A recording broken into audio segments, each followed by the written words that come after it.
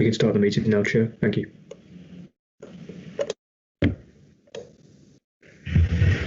Thank you. Good morning and welcome to this hearing of the Licensing Committee. I'm Councillor Linda Mascott and I'll be chairing the hearing today. I'd like to remind everyone the meeting is being streamed live on our website and being recorded. As remote meetings are still quite new, we need to get used to their technical operation, and sometimes they are unlikely to go as smoothly as held in person. So hopefully everyone taking part or observing will bear with us. Councillors have been given guidance on the conduct of remote meetings, and I'd like to emphasise a few of its points. Hopefully all participants are taking part from a place where they will not be disturbed or distracted. When you are not actively participating in the meeting, please could you keep your audio and video turned off. Anyone wishing to speak, type an H in the chat box and I'll call them when it's their turn to speak. All questions and contributions come through the chair, please. And remember to turn on your video and audio when I call you to speak. Just be aware there may well be a delay in you unmuting and turning your camera on. Any councillor with an interest in an item should declare it and keep their audio and video off when it's being considered. They will not be included in any vote on the subject. When it comes to a decision on any of the recommendations or motions, I'll assume if no one says they oppose them, everyone will be in agreement. That won't be applicable today. If we lose the live stream on the website, I'll adjourn the meeting for 10 minutes. Hopefully the problem can be fixed. If it can't, I'll adjourn the meeting until a future date. Hopefully that won't happen. So on the agenda today, apologies for absence. Dan, I haven't heard any, could you run through the people who are present at the meeting, please? Thank you, Chair. Yeah, we haven't had any apologies. So the councillors we have here, you're here chairing the meeting. We also have councillors Jones, Davidson and Mullane. I'm here from Democratic Services, William Butchers from Legal Services and Lacey Latimer from Licensing. We also have Mr Klauser, who's the applicant, and two people he's also asked me to invite, Mr Baird and Mr Kelly. Thank you. Thank you. Mr Baird and Mr Kelly. Okay, thanks very much. Okay, declaration of interest. Have any councillors got a declaration of interest? If so, speak now. Otherwise, I'll assume not.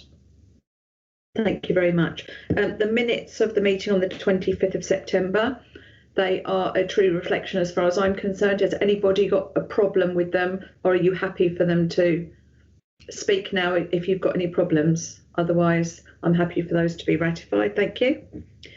So we move on to item 4. Could I please ask Lacey Latimer, the licensing officer, to introduce this item, please? Thank you, Chair. The purpose of this report is to consider an application for a new premises licence having regard to a representation received and the requirement to promote the 4 licensing objectives: the prevention of crime and disorder, public safety, the protection of public nuisance and the protection of children from harm. Members are advised that they have the following options when determining this application: grant the application on the terms and conditions applied for, grant the application on the terms and conditions applied for, modified to such extent as considered appropriate to promote the licensing objectives, refuse the application in whole or in part. The committee is reminded that the applicant or any person making representation in relation to this matter may appeal the decision of the council to the Magistrates' Court. Members are requested to consider an application made by New World Music under Section 17 of the Licensing Act 2003 for a new premises licence in respect of land adjacent to Margareting Road, Chelmsford, having regard to the representation received and the requirement to promote the 4 licensing objectives. An application for a premises licence was received on the 21st of August 2020 in respect of the above premises licence and correctly advertised by placing of blue notices at the premises, publication in a local newspaper and on Chelmsford City Council's website. The public notice was correctly displayed on the premises for a period of 28 days commencing the day after submission of the application. The premises licence application applies for the below activities. The completed application form, together with a plan of the site, is attached as Appendix A. In processing this application, Chelmsford City Council, in accordance with the Act, sent a copy to each of the responsible authorities as listed below. Responses from the consultation have been received from Essex Police, who have agreed conditions with the applicant. A copy of these agreed conditions is attached as Appendix B. Environmental Protection have also agreed conditions with the applicant. A copy of these conditions are attached as Appendix C. One representation has been received from Bristol Parish Council. A copy of the representation is attached as Appendix D. That concludes my report. Thank you, Chair. Thank you. Just as a point of procedure, can I just say if anyone wishes to withdraw their representation, then please speak now. And if there's a request to adjourn the meeting, please speak now. Okay, then could I ask Mr. Clouser to present your case, please?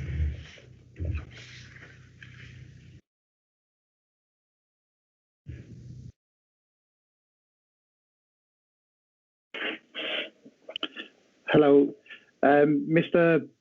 Bird and Mr. Kelly was going to be speaking on my behalf today. Is that all okay? Yep, that's fine. Yep, okay, thank you. If I could just ask that the committee have actually had quite extensive paperwork and we've looked at all the conditions and we've looked at everything that's come through. So if you could add to that, that would be great. But we have all read all the documents that we've been sent. Thank you very much. Good morning. Mr. Baird? Good morning, Chair. Can you hear me okay? Yes, absolutely fine. Fantastic. Excellent. Yeah, good morning. Thanks a lot for allowing us to join you today. As you've stated, you've read the event management plans and looked at the diagrams that we've sent through. In which case I won't bore you with the long version, but we'll go through the short version. Obviously, myself and Mr. Kelly run an event management company based in Brighton. We've got extensive experience with greenfield events such as this, and also within the Essex area. So we understand the pressures and concerns that are pertinent to this area. Really, we wanted just today to speak to the 4 points of the representation, and if you'd like me to hold that until we've heard from the parties bringing the representation, I'm quite happy to hold on that. To give an outline, we're looking, obviously. Sorry, can I just interrupt? The people, oh, yes. Are you talking about the Parish Council? Yeah, we haven't. They haven't joined the meeting today.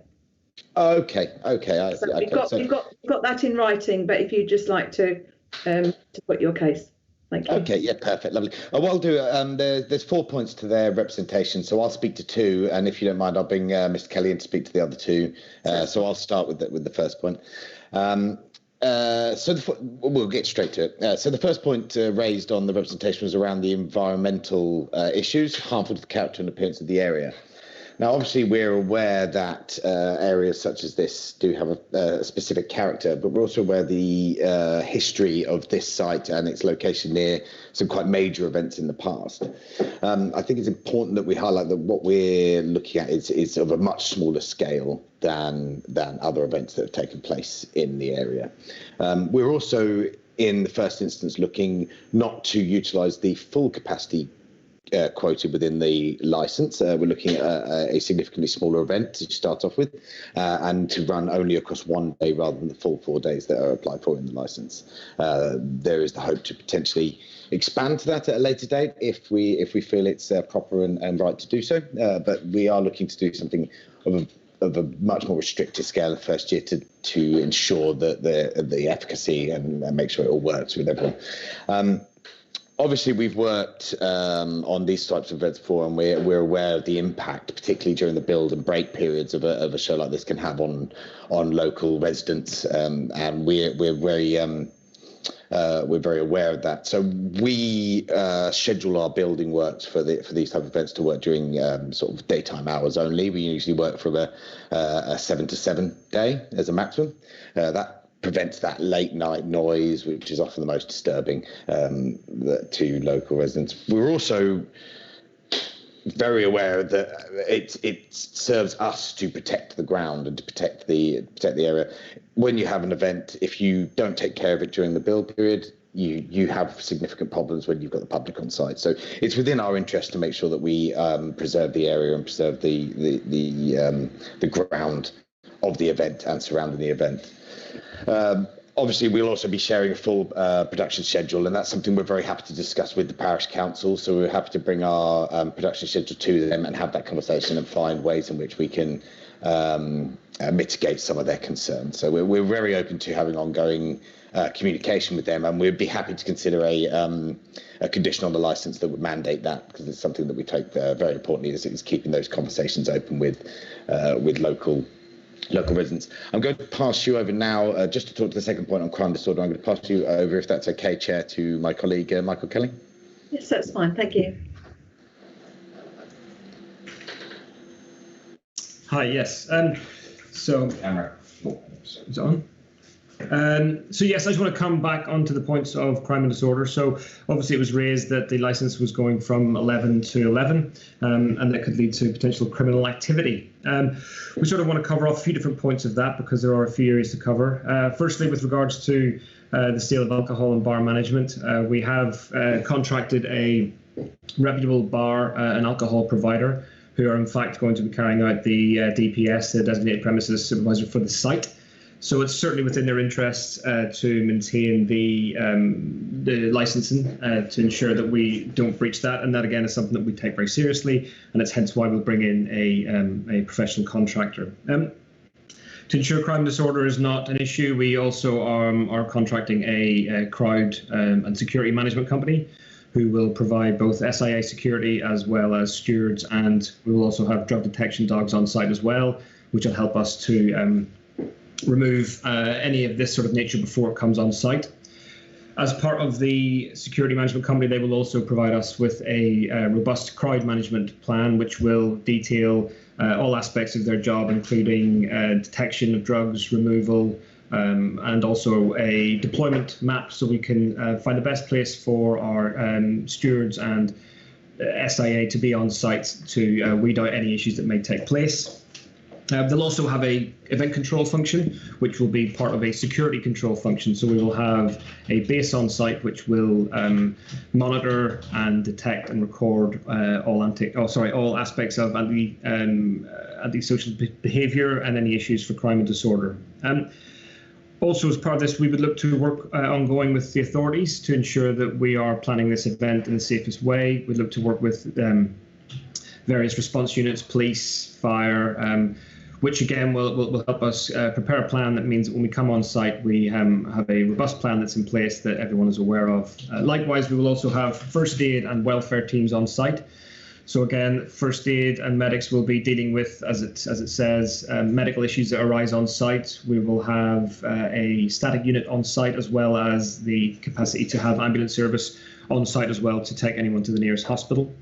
We also, and again, this is something that Whiskey Bravo always insists on, we work with clients that we have a dedicated welfare team on site. And again, welfare is to cover the people who perhaps fall through the cracks from being medically unwell and not causing any crime or disorder, but just not being in the right place to be in a large space. So we would look to have a safe space, a welfare unit, which would look to maintain and help with that. As mentioned before, we'll also put together this alcohol management plan alongside a drug management plan, which will look to get a best practice for us to deal with drugs that come on site, and it also gives an awareness for the team who are working here on all drugs that will be regarded as illegal. I think sort of as far as the crime and disorder goes, we would look to close the site at 11:15, with the last act coming off at 11, all alcohol being sold 11:15. This means that we've got sort of an hour to remove people from site. We find that it's best to have a couple of catering units open for the last half hour, which helps stagger our egress from site, meaning we're not having the full capacity leaving at one time. It also gives people the opportunity to get a bit of food before they go, which means that they're slightly food in their belly, which might help them.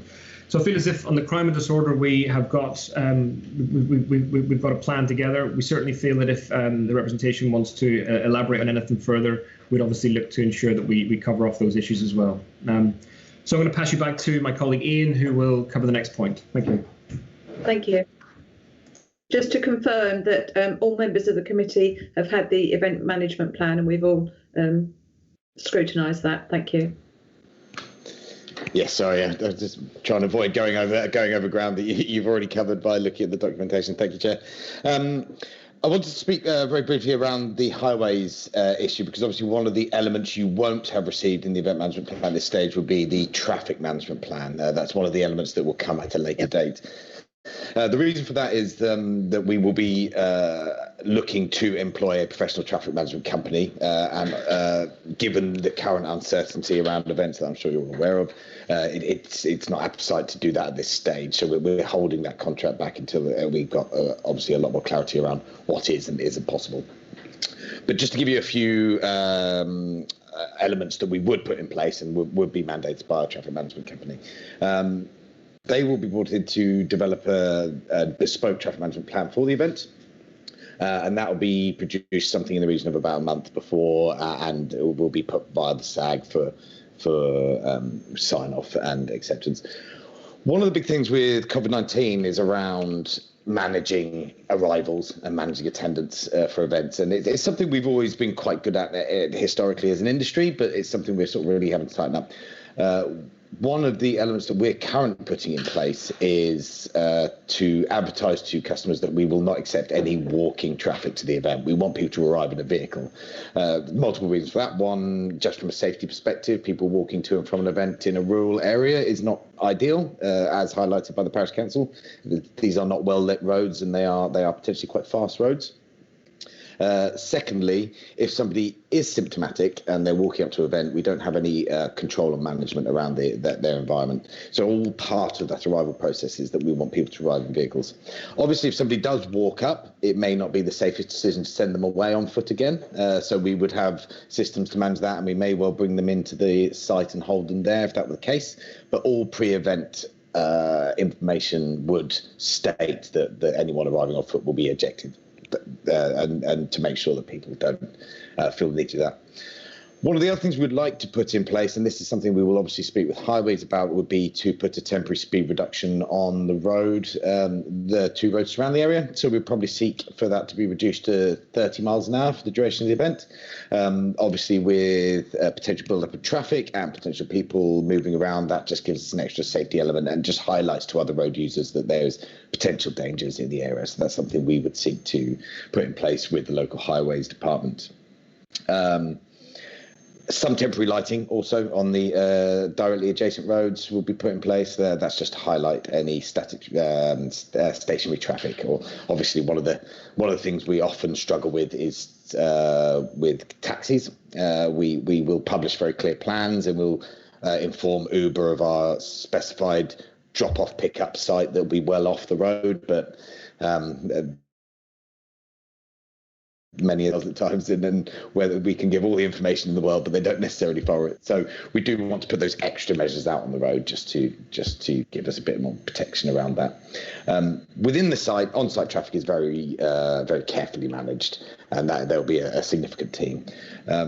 I don't want to go any further than that. I think that lays out some of the core measures that we'll put in place, but I would love to go into more of the detail of that as we put in place our contractor for that body of works. And for the final section, I'm just going to pass back to Mr. Kelly. He's just going to talk a little bit about public nuisance. Thank you.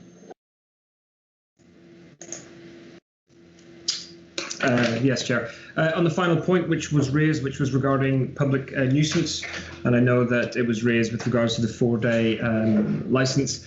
And again, that is something that the festival are looking to maintain or put forward in the oncoming years. But as I say, this year we are looking for a 1-day festival, and we feel that in its first year, 1 day would work, which means that we can get the event off the ground, show that it's an effective and efficiently run event, and then we can push forward for 4-day events in the coming years.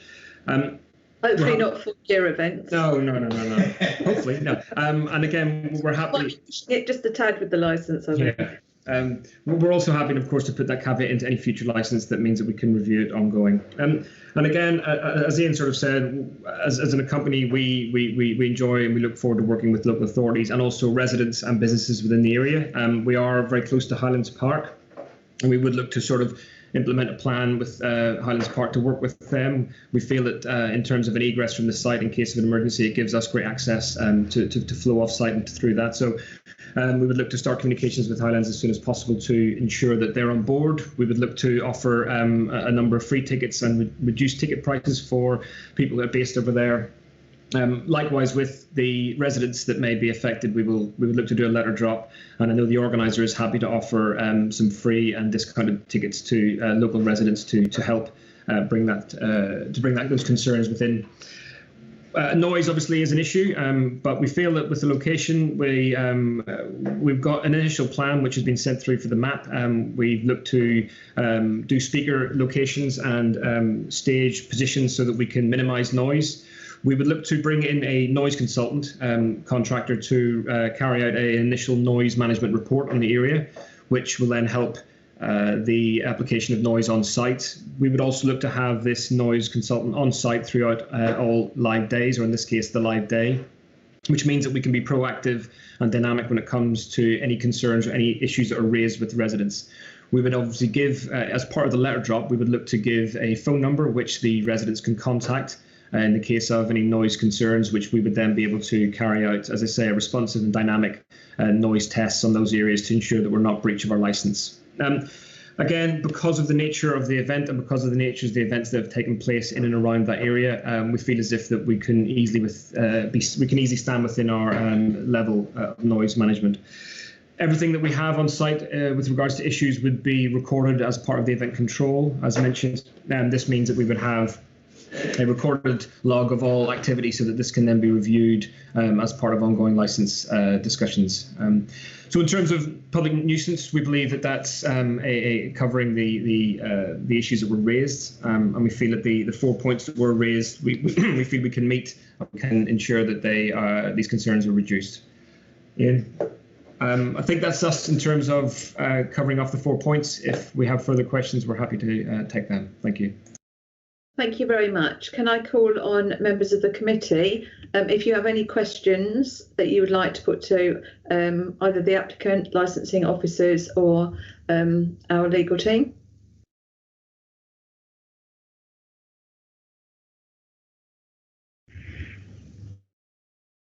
I can't see any hands up. Am I missing anyone, Daniel? No, I think we're all good. No, okay, that's great, thank you. Thank you for all the information. I think we've had, a lot of information. It's been really useful. Have all parties present put their case, which is Mr. Baird and Mr. Kelly predominantly? Was there anything else you wanted to come in with, or are you happy that you've given us all the information? Okay, I'll take that as you being happy then. Okay. We are now going to retire to deliberate because of the remote nature of the hearing and not being in person. We're going to close the meeting and then we'll open another one to deliberate. A decision notice will be emailed out to you either today or by Monday. So thank you very much, everybody, and the committee will now retire to join another meeting.